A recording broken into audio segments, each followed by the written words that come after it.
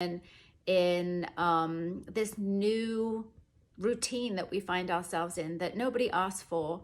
And so we're having to make the best of a not so good situation. Hopefully these verses will encourage you as they've encouraged me.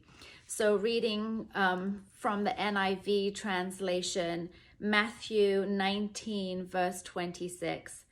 Jesus looked at them and said, "With man this is impossible, but with God all things are possible." And this gives me hope today. To me, I feel like the work that I need to do, the encouragement that I am called to give to other people feels impossible. It feels like a huge task. I'm the type of person that wants to save the world, to make everybody happy, to join people together. And I'm feeling that task quite impossible today. And so I find hope knowing that this is not my job alone. It's not your job alone. But with all things that God asked me to do, he makes them possible through him. The second verse I'd like to share with you this morning is 1 Corinthians 15:58. And if I can find that in my Bible, bear with. This is what it says.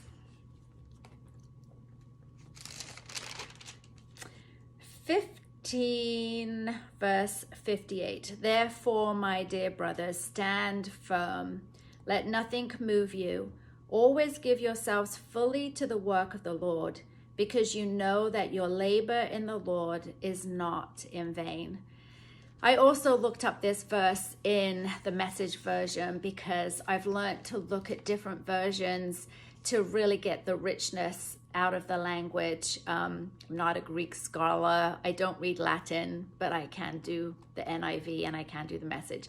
So in the Message, when the NIV says, "Let nothing move you," in the Message it says, "Stand firm and stand your guard." And then when it says, "Always give yourself fully to the work of the Lord," in the Message version it says, "Don't hold back." Don't hold back. And so I'm encouraged today to stand firm, to not hold back, to be bold in my Christian faith.